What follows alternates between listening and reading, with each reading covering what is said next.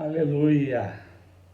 É uma alegria mais uma vez estarmos juntos e poder compartilhar aquilo que Deus tem falado e trazido ao nosso coração. E eu comecei a falar a semana passada sobre o nosso comissionamento em Cristo. Quando Jesus ele declara nos Evangelhos que nós devemos ir e pregar o Evangelho a toda criatura, que nós devemos ir e fazer discípulos, e nós aprendemos, e aliás eu creio que nós quebramos um paradigma, porque muitas pessoas pensam que o id é um imperativo, é uma ordem, e não é na realidade. O imperativo é pregar o Evangelho, o imperativo é fazer discípulos. E isto acontece na medida em que nós nos dispomos, nós nos colocamos à disposição de Deus como canal, como instrumento, como vaso nas mãos do Senhor para isto. E eu queria nesta noite aprofundar um pouco mais este assunto e queria que você abrisse as Escrituras comigo, Evangelho de Mateus, capítulo de número 22. Eu quero ler somente o verso 14. Mateus 22, 14. E a palavra diz assim, palavras do próprio Senhor Jesus. Muitos são chamados, mas poucos são escolhidos. Eu vou repetir. Muitos são chamados. Este chamado, este termo no grego original, ele fala de um convite. Muitos são convidados, mas poucos são escolhidos. O escolhido, este termo, no grego original, ele significa aqueles que são designados, comissionados para um ofício divino, para uma responsabilidade que vem da parte de Deus. Então, é fundamental, a primeira coisa, é nós entendermos o que é ser chamado e o que é ser escolhido, vocacionado, comissionado.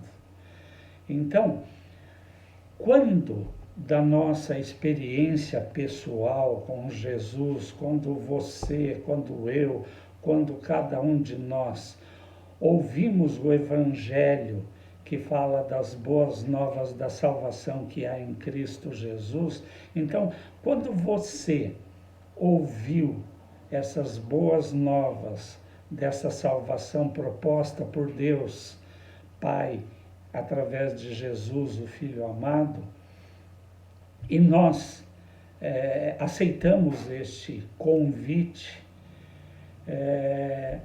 crendo em Jesus e recebendo Jesus como Senhor e Salvador das nossas vidas, nos tornando discípulos, seguidores de Cristo.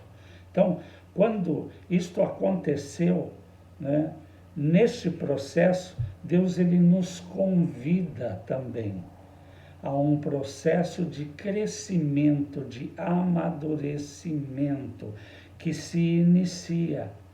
Um processo de crescimento espiritual. Fica muito claro quando nós olhamos neste mesmo Evangelho de Mateus, no capítulo de número 11.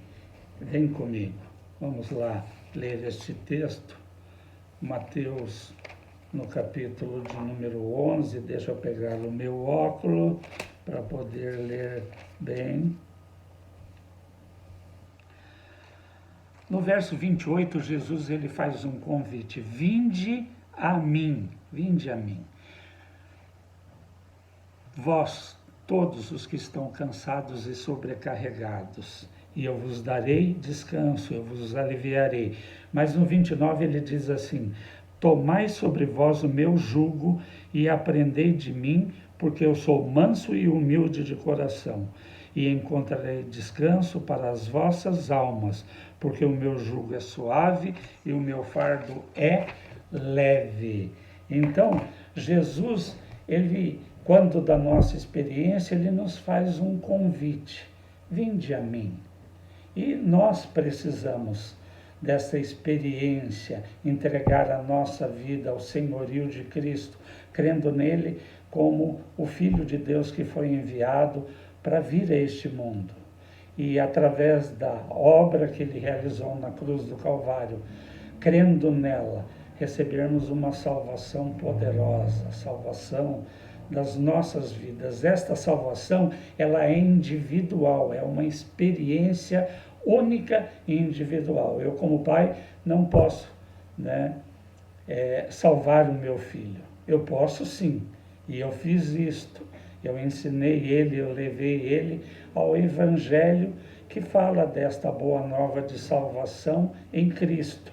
Mas, então, quando nós passamos por esta experiência, entregamos a nossa vida a Jesus, nos tornamos seus seguidores, se inicia um processo nas nossas vidas de um trabalhar de Deus. É o que Jesus está dizendo. Ele nos convida para ir até Ele, mas Ele nos convida também para tomar o seu jugo. E o que é este jugo?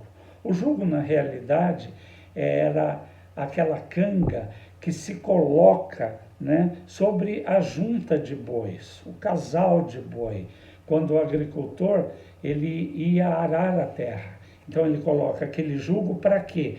Para que aquela junta de boi, aquela dupla de boi, aquele par de boi, ele possa andar em linha reta, numa mesma direção, num mesmo passo, Então, Jesus ele fala, olha, você precisa aprender comigo, mas você precisa tomar o meu jugo. Então, o que Jesus está dizendo? Está dizendo, olha, agora que você alcançou essa salvação, existe um processo na sua vida de crescimento espiritual, um processo de amadurecimento. Então, é junto com Jesus, é sendo discípulo de Jesus, é sendo um seguidor de Jesus. Este é o processo que separa o chamado, o convite, do ser escolhido, do comissionamento, do nosso vocacionamento. Na realidade, Jesus está dizendo, olha, muitos aceitam o convite, muitos, mas poucos realmente pagam um preço para ser vocacionado, para ser comissionado. Então é importante nós entendermos isso. Existe um processo entre o chamado e a escolha, a vocação, o comissionamento. E este é um processo de Deus que acontece na vida de todos nós, de cada um de nós que escolhe, que recebe o convite, vai até Jesus, recebe Cristo na sua vida e a partir daí, se matricula na escola do reino, na universidade do reino, que é a escola do deserto, do sofrimento e da dor. Mas você vai entender a razão disso. Então, isso começa um processo de Deus na nossa vida, que nos leva a crescer espiritualmente, a amadurecer. Então, é importante, que este comissionamento, esta vocação, como eu já disse domingo passado, ele aparece ao longo do Evangelho, em muitos momentos, em diversas ocasiões, e nós vimos isto domingo passado, no Evangelho de Marcos, no capítulo 16, verso de número 15, Jesus ele declara, ide por todo mundo e pregai o Evangelho. Quem crer vai ser salvo, quem não crer vai ser condenado. Então, é uma vocação, é um chamado de Deus realmente. A princípio um convite, mas existe uma obra que vai trabalhar nas nossas vidas, na vida daqueles que atendem a esta vocação, a este comissionamento, para que nós possamos estar preparados para isso. Que nós possamos crescer e amadurecer espiritualmente. Em Mateus também, no capítulo 28, verso 19, Jesus também, ele nos vocaciona, né? Ide por todo o mundo e fazei discípulos das nações. Então, há uma sequência de vocação ali. Nós somos vocacionados para pregar o Evangelho, para alcançar o perdido, mas nós somos vocacionados também para fazer deste perdido alcançado um discípulo de Cristo. Não é seu discípulo, né? Eu tenho 20 discípulos. Não, são discípulos de Cristo. Então, uma vocação. Em Lucas 24, 47, Jesus diz assim: em meu nome vocês vão pregar, né, o arrependimento e a remissão de pecados. Arrependimento de uma vida de pecado e o preço que Jesus pagou, né, para nos remir, para nos comprar, para nos salvar, para nos justificar. Ele comprou cada um de nós por um alto preço. A sua vida foi entregue naquela cruz, o seu sangue foi derramado. Então foi pago um alto preço pela nossa salvação.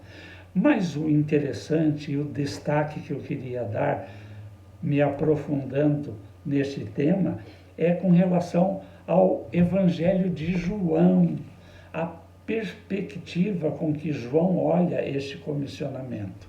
Então eu queria que você viesse comigo para João, Evangelho de João, capítulo de número 20, né? João 20, 21, diz assim o texto: e então disse Jesus novamente: paz seja convosco. Assim como o Pai me enviou, também eu vos envio.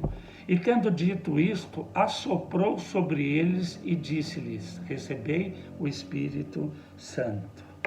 Então nós vemos aqui, já no Evangelho de João, ele nos dá uma perspectiva.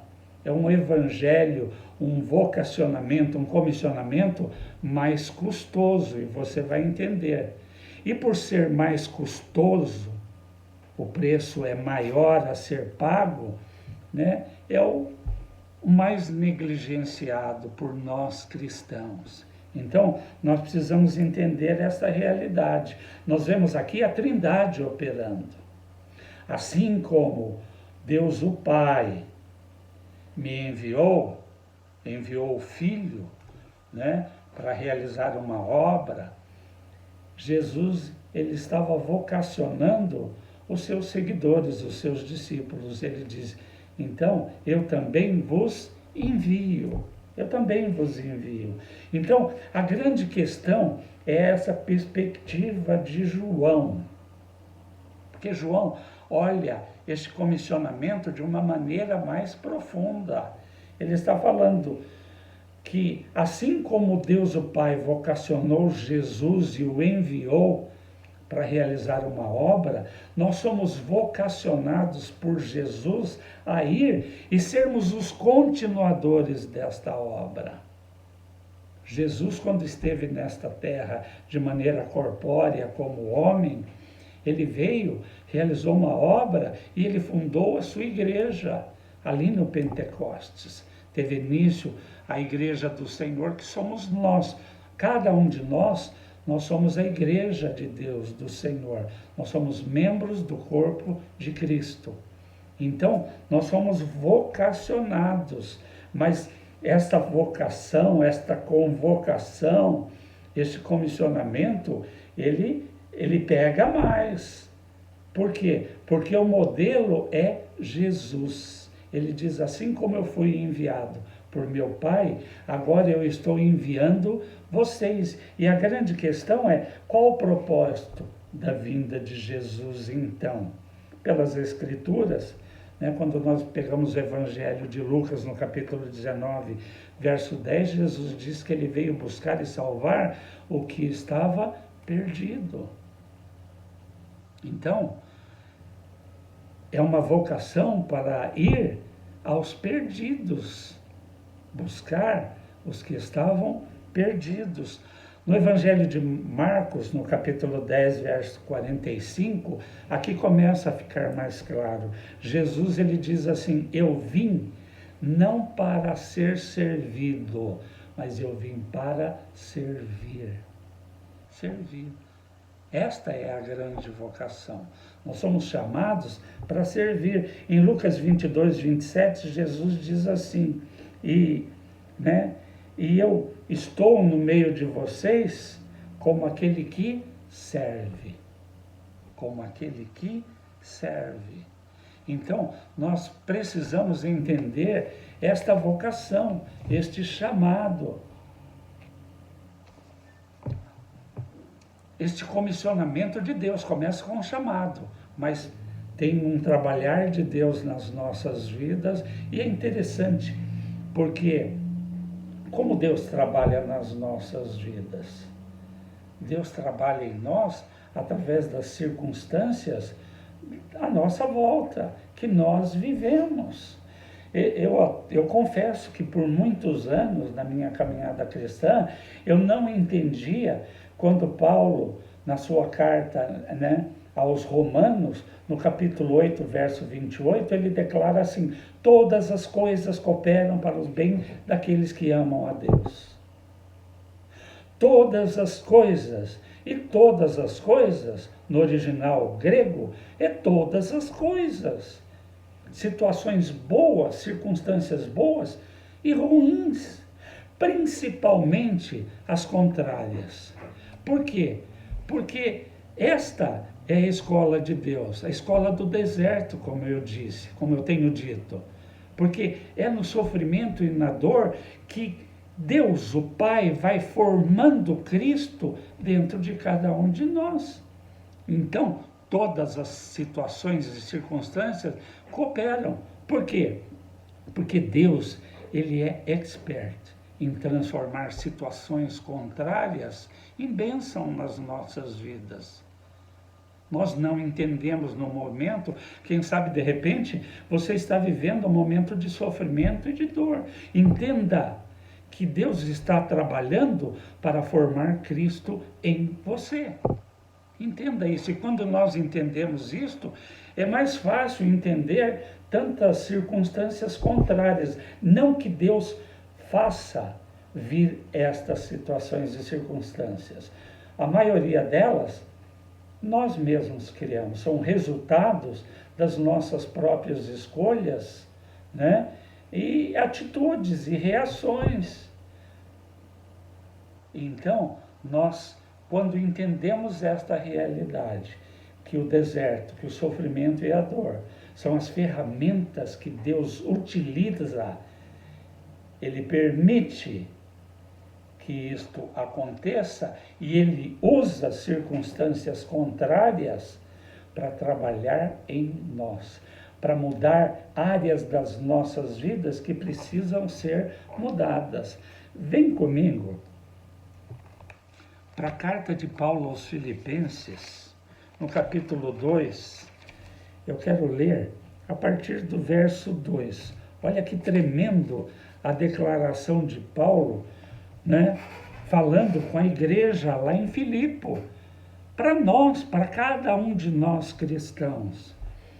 E ele diz assim, verso 2, capítulo 2, verso 2 de Filipenses: completai a minha alegria, ele diz, para que sejam de semelhante pensamento. Paulo, ele está nos convidando a pensar de maneira semelhante a ele. Por quê? Você vai entender. Porque era a maneira como Cristo pensava. Então ele fala: olha, você quer me deixar muito feliz e contente, falando aos seus filhos na fé? Ele fala: olha, comecem a pensar de maneira semelhante à minha.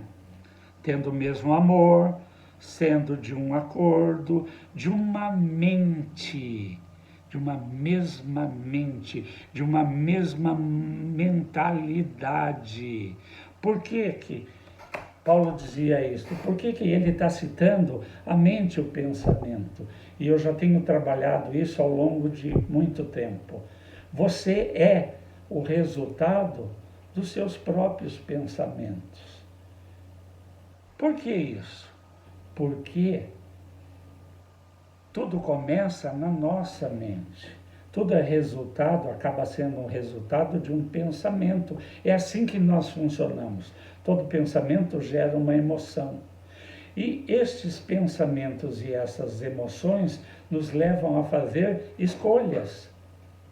Só que nós temos pensamentos bons e ruins, que vão gerar sentimentos bons e ruins. E nesta mesma carta, depois você pode ler, no capítulo 4, no verso 8 em diante, Paulo diz, em função disso, então, tudo que é bom, tudo que é verdadeiro, tudo que é perfeito, tudo em que há alguma virtude, né? Se nisso há um louvor, ele relaciona outras questões e ele finaliza dizendo, nisto pensais.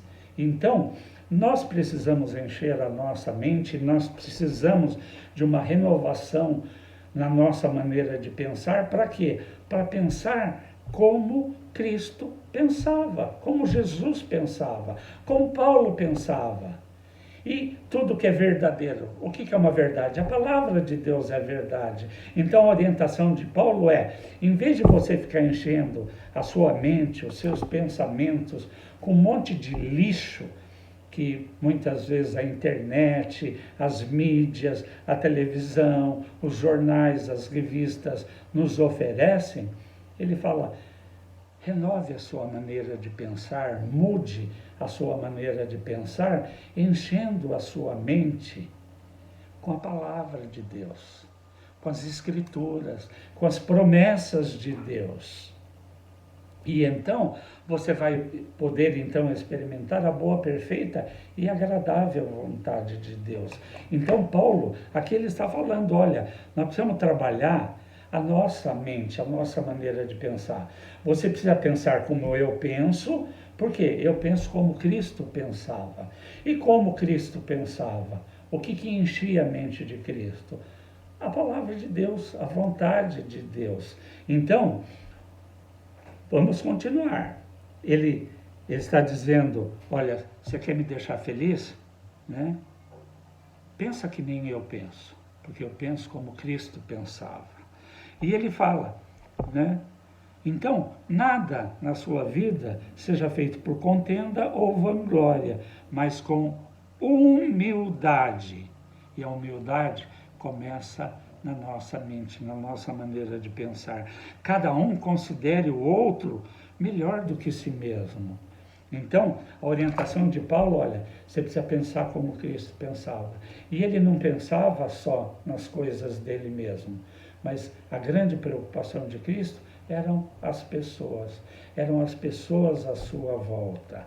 Então, o convite é que nós precisamos pensar da mesma maneira. E ele continua dizendo, cada um atente, né, não só para as suas próprias coisas, mas cada qual também para as coisas dos outros. E que haja em vós a mesma mente, o mesmo pensamento que houve em Cristo Jesus, que sendo Deus, não teve por usurpação o ser igual a Deus. Né? Jesus, ele se fez carne, mas ele era Deus, Deus Filho.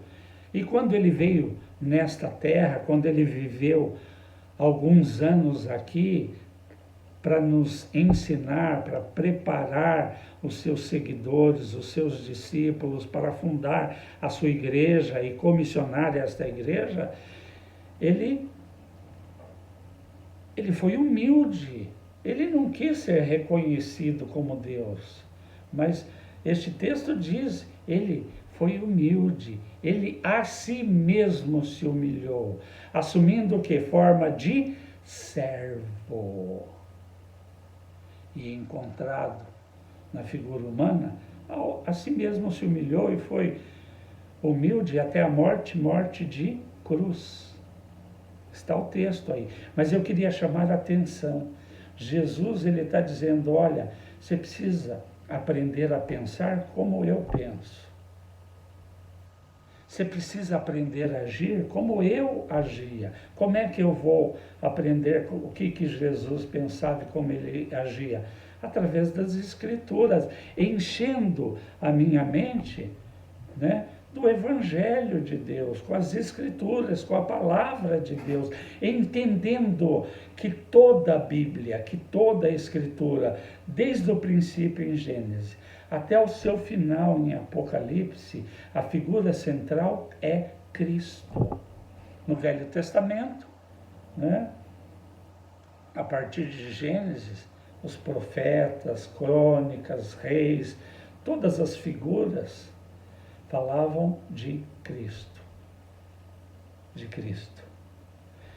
E na Nova Aliança, no Novo Testamento, falando da obra consumada de Cristo.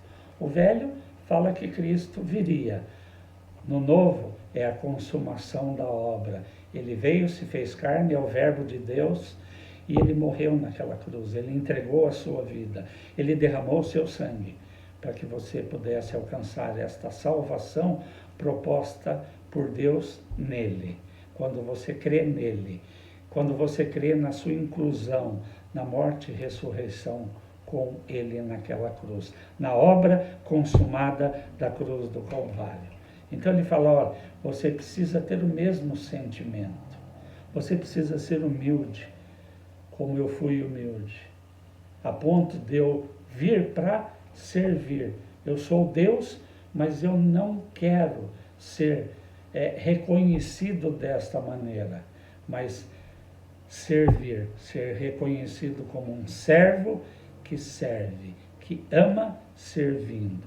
Então, é isto, na realidade, que Deus espera de nós. Jesus, na realidade, através dos evangelhos, nós vemos, ele pregou, sim, ele proclamou a vinda do reino de Deus.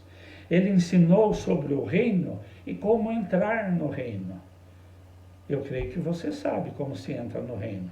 Se você não sabe, você precisa ler o Evangelho de João, principalmente o capítulo 3, do verso 3 ao 5. Jesus ali ensina Nicodemos, um fariseu, como ele podia entrar no reino, como ele deveria entrar.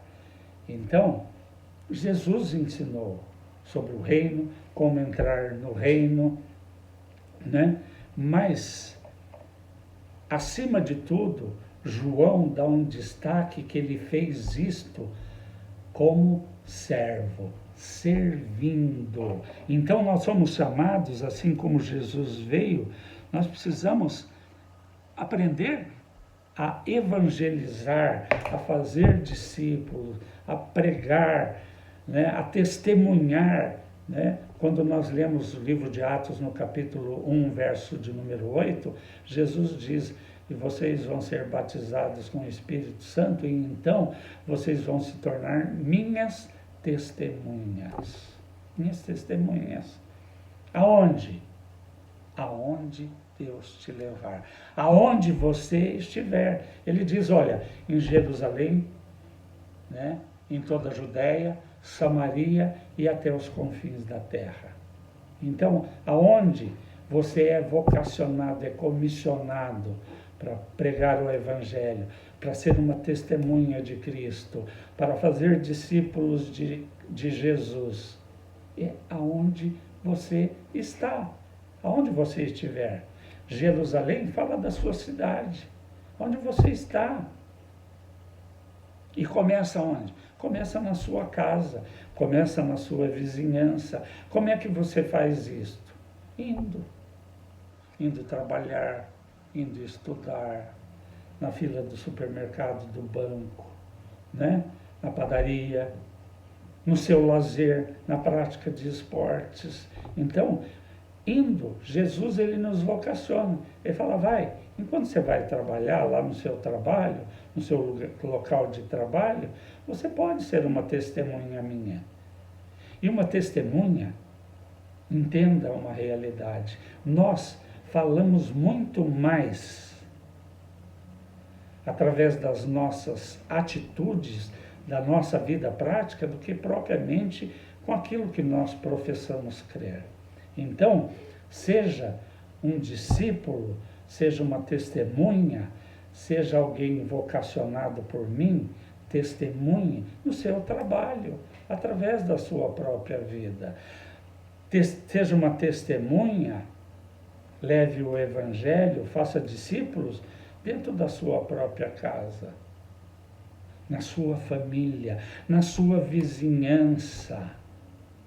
Então, em Jerusalém, em toda a Judéia, Judéia fala de uma região, fala das cidades próximas. Deus te leva para Londrina, para Ibiporã, para Pongas, não importa aonde você estiver, aonde Deus te levar, seja uma testemunha. Em Samaria, Samaria fala de um território, fala de um estado, de repente Deus te leva, te permite estar lá no Nordeste, pode ser até de férias, né? O que não seria ruim, mas mesmo ali, não, eu estou de férias. Não, você ali, aonde você está, você é vocacionado a ser uma testemunha, você é vocacionado a pregar o Evangelho, a falar de Cristo, da salvação proposta por Deus nele. Você é vocacionado, chamado para fazer discípulos. E até aonde? Até os confins da terra. Pode ser, né, no Caribe, é muito bom, mas pode ser lá na África, pode ser nos lugares mais remotos, aonde você estiver, aonde você for levado. Aonde Deus te levar, ali você é vocacionado a ser uma testemunha, né? Uma testemunha dele, aonde ele te enviar. Então, né? A nossa missão, o nosso vocacionamento é amar, servindo, né? Por quê? Porque Jesus serviu. Ele alimentou bocas famintas, além de pregar o Evangelho e falar do reino. Ele lavou pés sujos, né? Ele curou enfermos, ele confortou abatidos, né? O Espírito Santo nos foi dado. Você quer ver qual é a nossa vocação?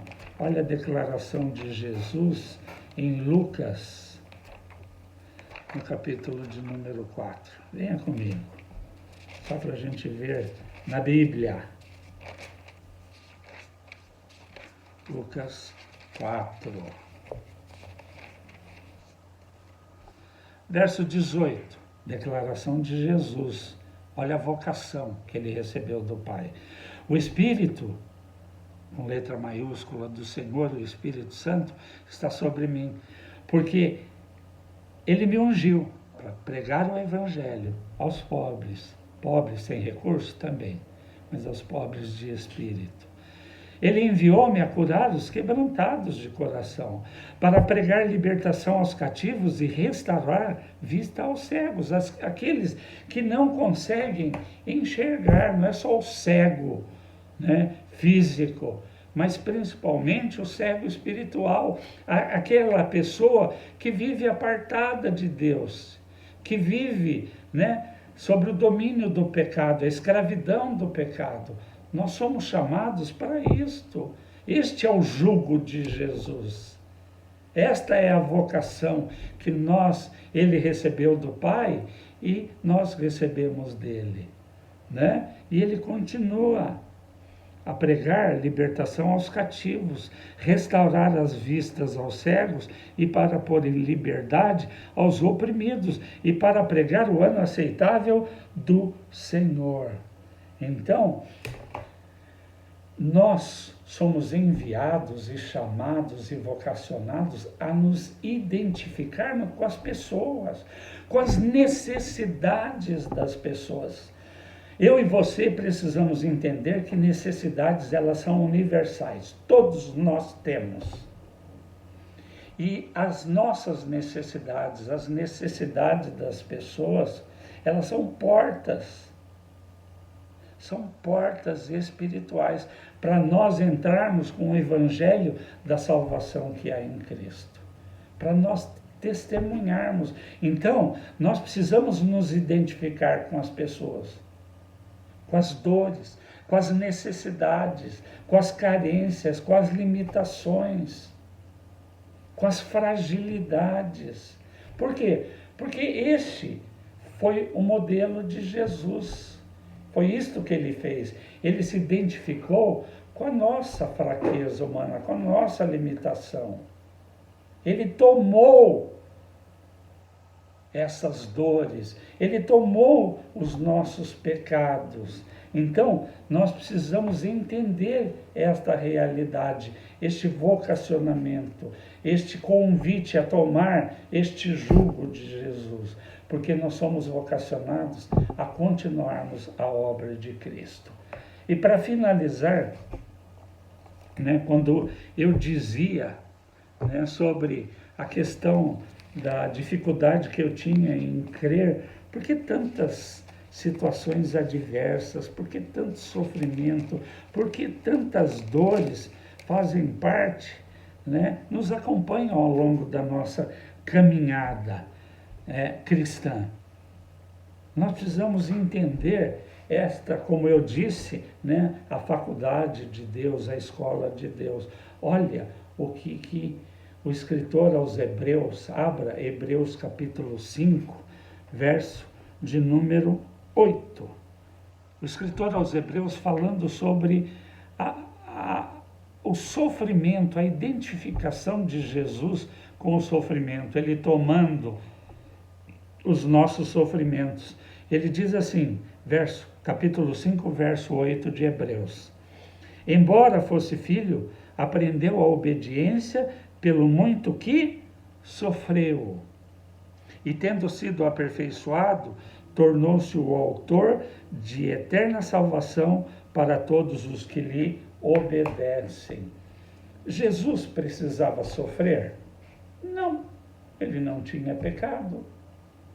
Mas ele se fez pecado, ele assumiu, ele tomou sobre si. É o que Isaías 53, 4 declara. Ele tomou no seu corpo, ele atraiu todos os nossos pecados. Então ele padeceu, ele sofreu algo que ele não precisava. Ele fez isso por nós, ele nos substituiu. Por quê? Porque quem merecia a cruz somos nós. Nós éramos merecedores. Ele não, mas ele tomou sobre si os meus pecados, os seus pecados. E ele pagou um preço naquela cruz para que nós recebêssemos de Deus o perdão de todos os nossos pecados cometidos. Então, ele sofreu e ele foi aperfeiçoado pelo que ele sofreu. Então, fica claro aqui o propósito. Nós somos aperfeiçoados através de tudo aquilo que nós padecemos e sofremos. É a escola de Deus, o deserto é esta escola. Então, assim como ele sofreu, se identificando com as nossas dores e sofrimentos, nós precisamos nos identificar com o sofrimento das pessoas à nossa volta. Sentir o que elas sentem, sofrer o que elas sofrem, se colocar no lugar dela. Isso se chama compaixão, tomar a dor do outro para si. E, através disto, servir estas pessoas, suprir o que elas precisam. Às vezes o que elas precisam é de um ouvido para ouvir, de um ombro amigo que acolha, Às vezes o que elas precisam é de uma palavra de ânimo, mas o que realmente as pessoas à nossa volta mais precisam é de salvação. Então, entenda que você foi vocacionado a ser um instrumento de Deus, a tomar o jugo de Jesus, pregar o Evangelho, ser uma testemunha de Cristo, ser uma testemunha do grande amor de Deus por cada um de nós, e expressar, e se tornar uma expressão deste amor. Então, ame as pessoas e sirva as pessoas, ou ame servindo. Este é o nosso grande comissionamento.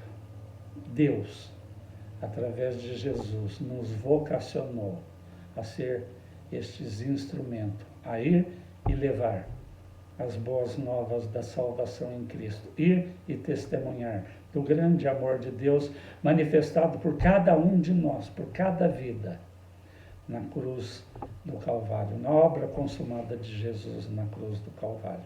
Então aqui fica esse grande desafio para mim e para você, principalmente com base no Evangelho de João, que pega mais, que exige mais, que fala e que nos chama para uma vocação de servo, para servir e amar as pessoas. Para amar, servindo.